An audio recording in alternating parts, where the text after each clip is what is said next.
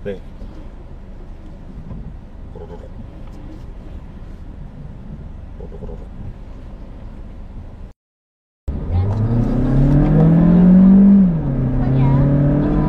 Musik apa itu? Wah.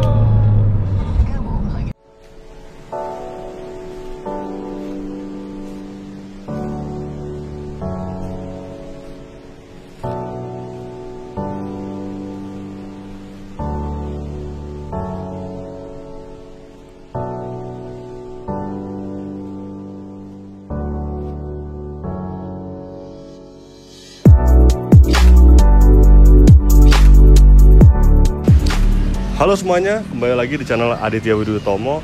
Setelah sebelumnya gue nge-review tentang Toyota Rush yang mobil sebenarnya cukup banyak kekurangannya, tapi mobil tersebut bisa laku. Kali ini sedikit berbeda karena gue akan membahas kok nggak laku. Ya, ini dia Mazda 2.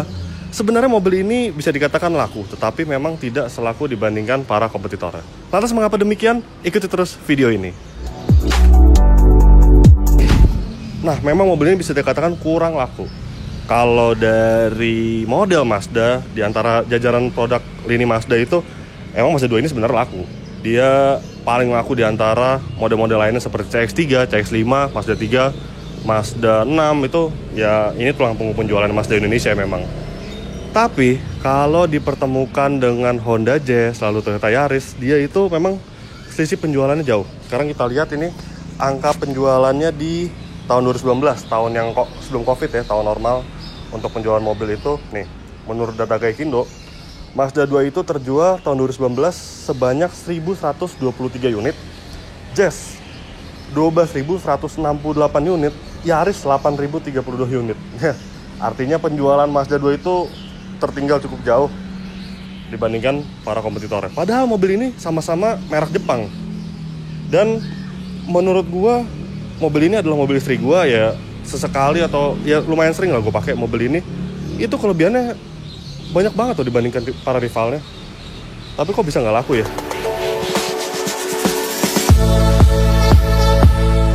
Nah, untuk desainnya dulu, eksterior emang ini bukan model yang paling baru. Ini Mazda 2 tahun 2015. Dia tahun 2019 itu mengalami facelift, tapi memang nggak banyak sih. Jadi ya udahlah, nggak apa-apa ya kita bahas yang 2015.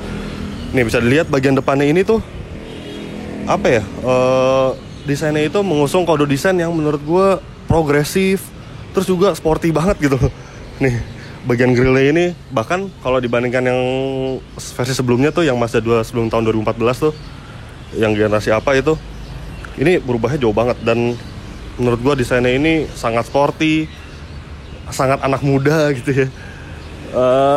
Nggak ada komplain lah soal desain. Terus juga lampunya ini, dia lampunya pas di tahun 2015 itu dia cakep banget lampunya, udah dari hitam running light sininya, terus lampunya ini udah LED. Kalau yang di tahun 2019 yang facelift ini grillnya berubah, lampunya juga berubah dikit, bumper juga berubah, tapi nggak signifikan sih. Untuk mesinnya sendiri dia menggunakan kapasitas 1500 cc 4 silinder dengan teknologi Skyactiv. Mesin ini mampu menghasilkan tenaga 114 horsepower serta torsinya 150 Nm. Karena ini merupakan tipe R, dia menggunakan transmisi otomatis, 6 percepatan dan konvensional, bukan CVT. Nah, mesin ini biarpun tenaganya dia nggak yang gede-gede banget, tapi ketika gue bawa jalan itu, apa ya, tenaganya itu instan, terus juga responsif tenaga mesinnya, dan ya jadi fun to drive gitu. Kalau dibandingin sama Jazz, dibandingin sama Yaris yang udah transmisi CVT itu beda rasanya. Ini tuh menyenangkan banget. Nanti gue akan ceritakan saat impresi berjalannya. Untuk bagian belakangnya sih ya so-so deh. Dia desainnya sama kayak yang sebelumnya ya, agak kecil gitu, terus ininya nggak kayak Jazz. Kalau Jazz kan rata tuh bagasi. Kalau ini tuh rada apa sih bahasanya nih? Landai. Nah, landai. Terus juga lampu belakangnya ini dia tuh menurut gue keren karena udah LED untuk lampu malam dan lampu remnya. Tapi kalau sen sama lampu mundurnya dia masih lampu biasa, bohlam biasa. Terus apalagi ya, Mazda 2 Skyactiv ini tipe R ya, bukan tipe GT, bukan tipe tertinggi. Sekarang kita lihat bagasinya. Nah, ada botol minuman nih. Nah, Ini kalau Mazda 2 itu dia dilengkapi dengan partisi gini, jadi kalau misalkan lu bawa laptop gitu takut dipecahin kacanya, lu taruh aja di bagasi karena nggak kelihatan. Ini bisa dibuka. Nah, kapasitas bagasi emang dia nggak gede. Dia kalau dibandingin Jazz sama Yaris emang kecil sih, tapi dia lumayan menjorok ke dalam sih. Kalau misalkan lu bawa barang yang gede, lu bisa buka, bisa lipat nih jok baris keduanya, jadi ruang bagasinya lebih gede. Emang kalau secara dimensi, Mazda 2 ini tuh apa ya, kecil sih. Dia setaranya itu sebenarnya sama Yaris yang dulu, yang Yaris bakpao, bukan Yaris yang baru. Kalau Yaris yang baru ketemunya sekarang sama Jazz sebenarnya. Dia dimensinya lebih gede. Sebenarnya rival utamanya itu dia Suzuki Swift sih. Dia dimensinya selalu lebih kecil. Hatchback yang kecil, bukan hatchback yang lebih gede kayak Yaris dan Jazz. Sekarang kita lihat ruang interiornya.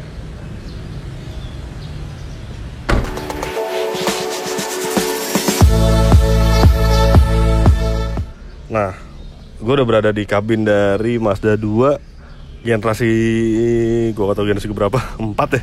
Ya udahlah, Skyactiv, Mazda 2 Skyactiv. Nah, yang paling gue suka tuh yang pertama adalah desainnya nih. Tuh, bisa dilihat desain dashboardnya itu tuh menurut gue simple, tapi apa ya, mewah jadinya gitu loh. Bagus ya pokoknya. Dia nggak berlebihan, minimalis, tapi overall tuh desainnya oke banget deh.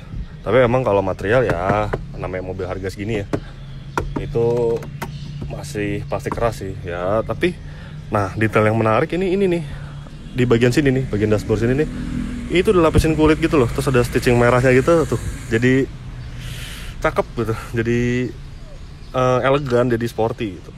Terus juga kalau AC dia masih puter-puteran. Emang kalau Jazz kan emang udah enggak nih, Jazz masih puter-puteran juga ya. Ya emang masih puter-puteran nih. Terus di sini ada untuk warning passenger airbag, warning passenger seat belt. Nah, untuk kalau misalkan ada yang penumpang duduk di baris kiri nih, dia kayak nggak pakai seat belt, dia nyala teng gitu. Terus di sini ada tray CD untuk naruh DVD, udah kurang kepake. Ada USB, ada USB 2 buah USB slot, ada SD card slot juga. Tapi emang kalau yang 2015 ini dia belum bisa Apple CarPlay, belum bisa Android Auto. Nah, baru bisa tuh yang di tahun 2019. Cuman gue nggak ngerti juga deh, apakah si head unit ini, si MZD Connect-nya ini bisa di-update gitu biar dapetin fitur itu. Nah, terus MZD Connect-nya ini nih, head unit-nya ini menurut gue menarik banget karena dia yang sistem integrated gini itu kayak ngingetin kita sama model punya BMW, iDrive BMW gitu. Nah, ini bahkan pertama di kelasnya. Bahkan gak hanya di Mazda 2 aja, mungkin kayak Mazda CX-5 yang ketemunya masih RV itu salah satu fitur unggulan gitu loh. Apalagi di Mazda 2 ini, apalagi di Jazz, di Yaris kan gak ada kayak gini nih. Ini tuh biar simple, dia fiturnya nggak, ya dia emang belum ada Apple CarPlay, belum ada apa, tapi intuitif banget. Mempergunakannya itu sangat mudah, fiturnya cukup lengkap, udah ada Bluetooth, ada ada warning guidance, terus ada fuel economy monitor, bisa memantau konsumsi bahan bakar, macam-macam deh. Terus juga kalau koneksi ya standar deh, Bluetooth, AUX gitu ya, bisa SD card. Tapi ya itu mengoperasikannya itu sangat menyenangkan, apalagi pakai ini nih, pakai si tuas putar-putar di sini tuh. Terus ada beberapa pilihan lagi tombol-tombol itu, jadi keren deh pokoknya nih. Terus apalagi dia bisa touchscreen juga. Tuh, bisa touchscreen kalau mau gitu loh. Ini sangat menjadi kelebihan dari Mazda 2 dibandingkan para rivalnya. Terus juga nih, speedometernya tuh menurut gue cakep. Sayang ini bukan tipe R ya, tipe GT, tapi menurut gue juga udah cakep banget sih, udah bagus banget. Dia tengahnya itu dial speedometer, terus kiri kanan itu digital. Nah, kirinya RPM, kanannya itu MID-nya, ada indikator bensin juga. Kalau tipe tipe GT itu dia tengahnya RPM, terus di tengahnya ada speedometer kecil gitu di display gitu, kanannya sama, kirinya itu nggak ada kosong. Emang lebih cakep, cuman kalau di R ini gue rasa sih udah cukup ya, udah cukup banget. Terus emang bedanya kalau dibandingin yang tipe GT, kalau GT ada head-up display, tapi menurut gue itu nggak kepake sih sebenarnya. Karena sepengetahuan gue pernah nyoba yang Mazda 2 GT tahun 2019, waktu itu gue review di Autodriver. Hal yang paling ngeselin adalah ketika lu nggak mau make, nggak bisa lipat gitu. Nah, mending yang R kan berarti lebih simple. Terus apa lagi ya guys? Nah, posisi duduk ini gue paling suka karena dia udah teleskopik, udah teleskopik, udah tilt juga. Terus juga jauh gitu jarak mainnya. Si joknya emang gak elektrik ya, udahlah apa-apa. Tapi ini tuh mobil kecil, tapi gue tingginya 177 cm itu menurut gue sangat baik. Bisa dilihat pas gitu loh posisi duduknya. Bahkan kalau lu misalkan postur tubuh lebih tinggi lagi, ini bisa mundur aja.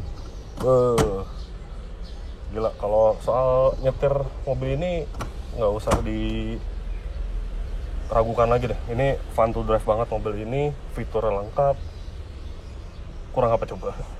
Terus juga apalagi ya? Nah, kalau yang tipe R ini emang dia fiturnya sebenarnya mirip-mirip sama yang maksudnya sama rivalnya gitu. Tapi kalau tipe GT itu jauh banget sama rival-rivalnya. Kalau misalkan lu tipe GT itu rasanya kayak lu naik hatchback tapi bukan merek Jepang gitu, merek Eropa. Karena dia fitur radar lengkap banget. Ada blind spot monitoring, ada head up display, terus juga ada smart city braking support yang bisa ngerem sendiri gitu loh. Nah itu rasanya kayak naik mobil hatchback Eropa gitu.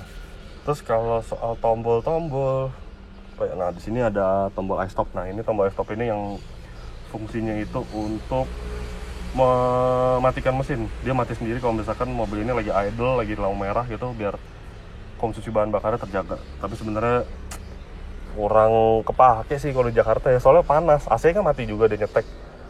Sebenarnya fitur yang kurang relevan gitu kalau di Jakarta karena cuacanya panas. Terus di bagian kiri sini ada tombol volume. Aduh, nyala lagi. Ada tombol volume, ini info untuk tombol MID untuk ngatur yang di sininya. Next track, back track, ini untuk angkat telepon, voice recognition. Oke. Udah. Nah, sama satu kekurangan mobil ini itu, ini posisi duduknya udah enak banget. Sayangnya kurang nih. Armrest itu kurang di situ tuh. Aturan itu dikasih center console gitu ya, jadi bisa naruh tangan di sini atau ya armrest beneran yang kayak jazz gitu. Jadi posisi nyetirnya bakal lebih enak lagi gitu, lebih nyantai. Sayang banget nggak ada di mobil ini. Tapi secara overall sih gue tetap paling suka nyetir ya dibanding Jazz dan Yaris ya Mazda 2 ini. Udah paling pas deh buat gue.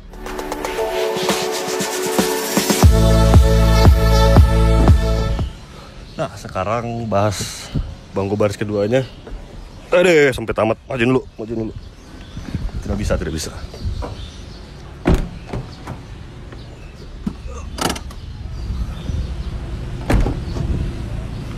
Nah, setelah dimajuin jadi lumayan lega sih. Tinggi gue 177 cm dan ini bukan ruang terbaik di Mazda 2 ya, karena menurut gue posisi terenak, ternyaman itu ya lu nyetir atau di bangku penumpang yang ada di depan. Itu paling enak karena iya ruangannya terbatas. Ini tinggi gue 177 cm. Ini posisi berkendara gue itu, ini udah dimajuin ya, udah bukan posisi berkendara gue, karena kalau posisi nyetir gue yang di set, gue nggak bisa duduk di belakang. Terus untuk headroom juga ya agak terbatas sih, dan yang agak nyebelin tuh mobil ini nggak bisa di-adjust jok belakangnya. Nah emang karena mengingat dimensi mobil ini paling kecil di antara para rivalnya, jadi ruang belakangnya ini tidak cukup menyenangkan gitu. Ya emang sih lu kalau beli hatchback itu memang sebenarnya kan fungsinya untuk berdua atau sendiri gitu ya, nggak buat bawa 4 orang penumpang gitu. Kalau misalkan 4 orang penumpang mungkin lu bisa milih mobil yang lebih gede, misalkan MPV atau SUV. Jadi memang bangku baris kedua ini bukan ruang yang menyenangkan, bukan kelebihan dari Mazda 2. Jadi kalau lu yang mempunyai Mazda 2 ini, lu pastinya akan mengendarai mobil ini, dan yang akan duduk di belakang pasti temen lu atau kerabat lu atau siapalah itu. Lu nggak mungkin duduk di belakang karena bukan suatu tempat yang menyenangkan. Nah sekarang gua udah nyetir mobil Mazda 2 Skyactiv ini, ya sama seperti yang gue bilang sebelumnya. Ini posisi duduknya itu menurut gua the best di antara kelasnya ya, seperti Jazz juga Yaris. Ini tuh posisi duduknya sangat menyenangkan deh, pas banget gitu. Even untuk tinggi yang lebih bisa dibilang lebih pendek dari gue 177 atau lebih tinggi itu, ini pengaturan joknya tuh masih bisa mundur lagi gitu. Biarpun mobil ini kecil, tapi untuk nyetirnya itu bisa untuk orang tinggi atau orang yang tidak terlalu tinggi gitu. Terus juga yang lebih menyenangkan lagi itu instrumen clusternya itu tuh, desainnya menurut gue, biarpun ini tipe R ya, bukan tipe yang GT, itu udah bagus gitu loh, nggak ngebosenin. Dia digital kirinya, terus kanannya juga digital, yang kiri buat RPM, yang kanan untuk informasi bensin sama si MID-nya itu. Terus juga salah satu yang nyenengin lagi itu adalah ini nih, MCD Connect-nya ini tuh gampang banget dioperasiin. Kalau lu lagi jalan, lu lagi berhenti, itu mau ngoperasikannya gampang banget, nggak perlu sentuh gitu loh. Jadi ini salah satu yang terbaik dah di kelasnya. Nah, terus juga tenaga mesin. Ini mobil bukan yang terbesar di kelasnya, masih lebih gede Honda Jazz. Cuman karena dia itu transmisinya otomatis biasa ya, bukan yang CVT. Responsif banget tenaga itu.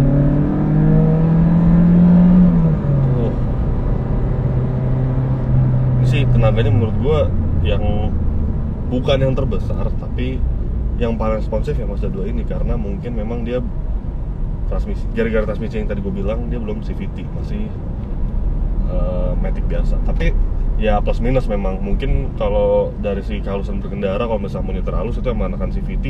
Tapi kalau mau nyetir agresif itu ya tentu aja lebih enak sih otomatis konvensional kayak Mazda 2 ini. Terus juga handling, nih gue akan ngetes handlingnya itu. Dia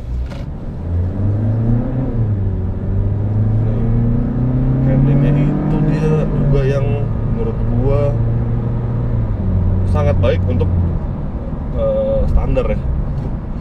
Gila, ini enak banget handlingnya, mobil kaku, nurut, agile gitu loh. Ini untuk ukuran suspensi standar ya, tidak dimodif, nggak diganti, nggak diceperin, nggak diganti coilover. Itu menurut gua yang paling enak kayak gini Mazda 2. Kalau Honda Jazz itu emang handlingnya enak, tapi gua emang sejujurnya nggak pernah nyobain Honda Jazz standar, dicoba ditekuk-tekuk, ditikung-tikung itu belum pernah sih.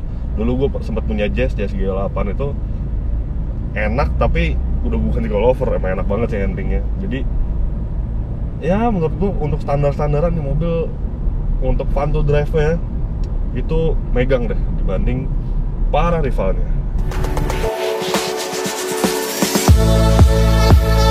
Terus konsumsi bahan bakarnya dia memang terbilang cukup baik. Dia lebih besar tenaganya dibandingkan Toyota Yaris. Memang nggak lebih kencang dibandingkan Honda Jazz. Honda Jazz itu 120 horsepower, ini 114 horsepower, terus torsinya itu 150 Nm. Tapi ya kayak tadi gue nyetirnya udah gue gas-gas, udah gue nyetirnya agresif lah. Itu di sini aja tuh DMI dia masih menunjukkan 9,7 liter per 100 km, yang arti itu sekitar 1:10,3. Dan emang nggak bohong gitu loh. Ini mobil kan mobil istri gua yang sering dipakai gitu, emang kata istri gua ini mobil irit banget. Emang kelemahannya satu, dia tuh setahu gua dia itu untuk, karena mesin ini Skyactiv ya, dia kompresi itu gede banget, sekitar kalau nggak salah tuh sekitar 12 kompresi itu. Nah, karena kompresi gede jadinya oktannya itu minimal pakainya 92, setara dengan Pertamax atau Shell Super. Jadi emang nggak bisa dipakai Pertalite, apalagi premium, pasti udah nggak bisa.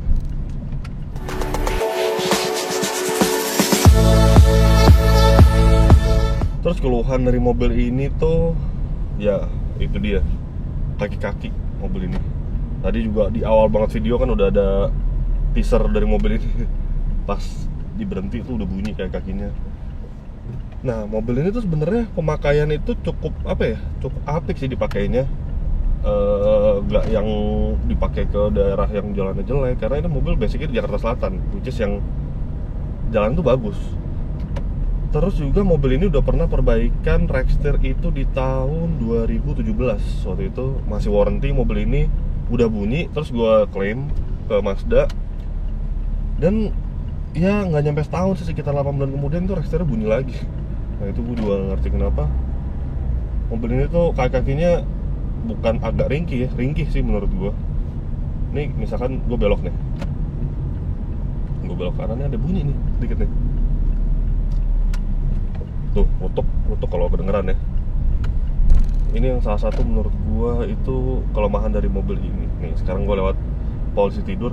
Kalau polisi tidur dia emang nggak terlalu, tapi kalau jalan rusak, wah itu kaki bunyinya rame sih. Dan emang, nah itu nggak gitu kedengeran kalau di polisi tidur. Kalau lewat jalan keriting gitu, ada lubang-lubang lucu, lubang-lubang kecil gitu tuh bunyi lotok gitu. Emang belum pernah gua perbaikin lagi sih ini semenjak warranty di tahun 2017, tapi ya itu gua warranty 2017. Terus ya sekitar 8 bulan kemudian tuh kaki bunyi lagi gitu. Kenapa gitu? Gue juga bingung. Mobil-mobil lain tuh emang ya bisa dibilang kaki ya juga agak ringkih, cuman nggak seringkih Mazda 2 ini. Ini menurut gua agak lumayan parah ini untuk kakinya.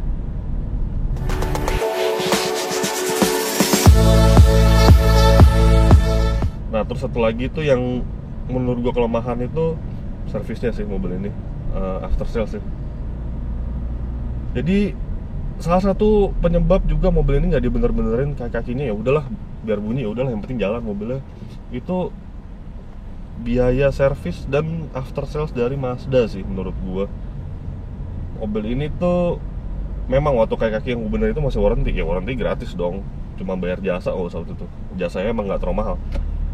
Tapi pernah mobil ini waktu itu satu kali itu berebet, tiba-tiba pincang mesinnya entah kenapa. Itu menurut gue juga agak aneh sih untuk mobil ukuran tahun 2015 ya, ini mobil. Waktu itu berebet itu sekitar di tahun 2018, baru 3 tahun mobil ini tiba-tiba pincang berebet. Terus ya udah, gue waktu itu istri gue yang statusnya masih pacar gue memutuskan untuk membawa ini ke bengkel resmi. Di situ dicek semua dan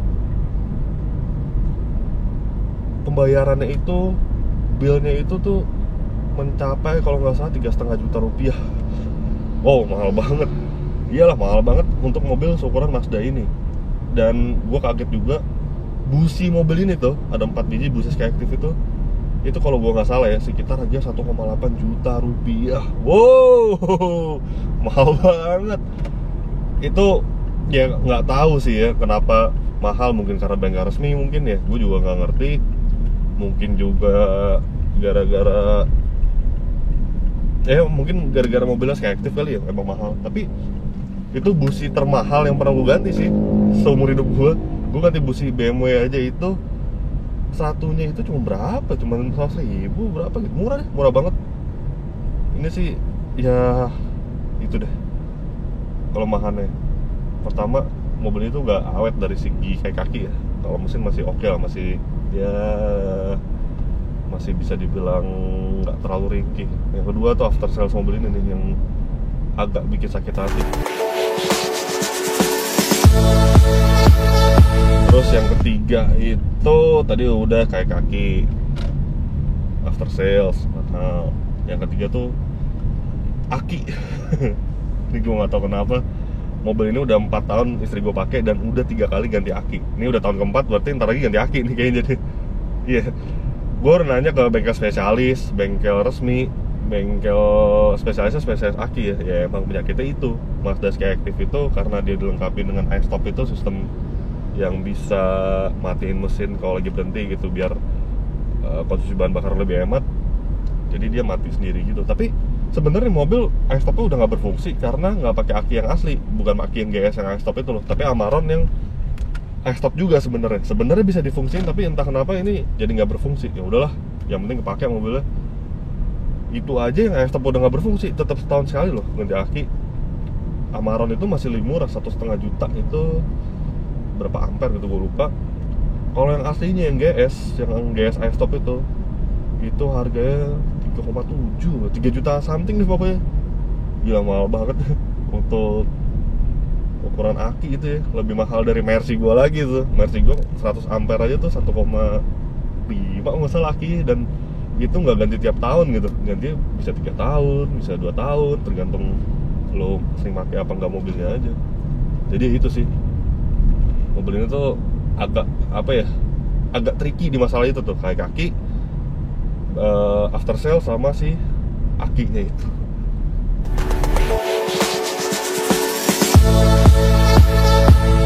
lagi masalahnya mobil ini adalah AC. Yes. Jadi gue udah pakai mobil ini cukup lama, 4 tahun yang tadi gue bilang.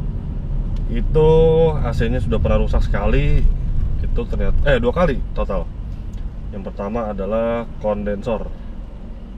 Terus yang kedua kali adalah kompresor. Ya memang mobil ini sebenarnya udah pernah mati waktu itu 8 bulan. Dan sebelumnya itu emang AC udah kurang dingin. Mekanik pun menganjurkan untuk ganti kondensor gitu. Tapi dibiarin, akhirnya kondensornya diganti. Terus setelah diganti kompresor rusak. Nah kayaknya itu karena kondensornya tidak diganti. Nah permasalahannya bukan masalah didiamin atau gimana ya. Tapi gue tanya, kalau kondensor itu adalah penyakit yang sangat common, sangat umum di model-model Mazda kayak Mazda 2 dan Mazda CX-5. Gimana ya? Mungkin masalah ini tuh kayak AC, terus juga yang kayak tadi tuh kayak aki kayak apa? Ya sebenarnya kalau lu sebenarnya bukan masalah yang berarti gitu ya. Cuman kalau misalkan lu mobilnya dari pertamanya Toyota gitu, atau misalkan Daihatsu, Toyota itu yang awet-awet sih. Dari Toyota gitu, terus lu pindah ke Mazda tiba-tiba ketemu masalah begitu, ya agak kaget sebenarnya kan. Itu kan sebenarnya masalah yang ditemukan sama mobil yang usianya udah cukup tua gitu, kayak misalkan udah 10 tahun, 15 tahun. Mobil itu baru hitungan 6 tahun. Dia dengan masalah yang kayak gitu tuh sebenarnya agak gimana gitu. Jadi gue menilai mobil itu agak ringkih sebenarnya kan. Dari durabilitasnya gitu agak sedikit dipertanyakan.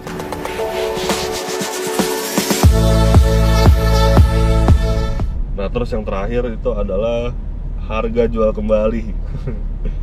Jangan bohong ya, gue tahu karena orang Indonesia itu ketika beli mobil baru gitu udah mikirin, duh ntar dijual berapa lagi ya, kira-kira jatuh nggak ya gitu kan pasti. Yakin deh gue, iyalah Mazda 2 ini emang harga jual jatuh banget. Ya nggak banget sih, cuman di antara apa ya, misalkan Honda Jazz ya. Honda Jazz itu di tahun yang sama 2015 itu, saat ini 2021 Februari itu harga jualnya masih di atas 150 juta kan, sekitar 160, 170-an. Mazda 2 ini tuh paling terjangkau sih 130 juta, 140 juta. Nah ya mungkin gara-gara pengaruh brand juga sih. Dia bukan Toyota, dia bukan Honda, dia bukan Daihatsu, dia Mazda gitu.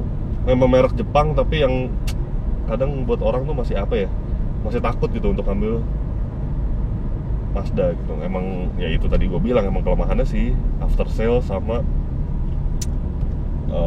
durabilitas mobil ini sih masih perlu dipertimbangkan sih sebenarnya. Tapi kalau lu ngambil second sih yang 2015-2016 itu menarik sih menurut gua. Harga murah banget dibanding lu ngambil Jazz. Terus juga kualitasnya paling bagus ini mobil kalau dipakai, rasa berkendara, terus fitur paling lengkap mobil ini. Ya uts, jadi begitulah hasil pemaparan gue tentang Mazda 2 Skyactiv. Semoga informasi yang saya berikan, informasi yang gue berikan itu cukup jelas kenapa mobil ini penjualannya tidak bisa menyaingi para rivalnya. Ya udah, klik like jika Anda menyukai video ini. Terus juga, aduh kan salah lagi kan gue. Kenapa gue bilang klik like jika Anda, itu kan di Autodriver, ini bukan Autodriver. Klik like jika lu nyukain video ini. Terus juga isi kolom komentar di bawah. Subscribe juga bila lu belum. Subscribe dong, subscriber gue masih dikit nih pas video ini dibuat. Terus juga follow Instagram gue @aditwidiutomo. Oke, sekian dulu video gue. Terima kasih dan sampai jumpa di video gue selanjutnya.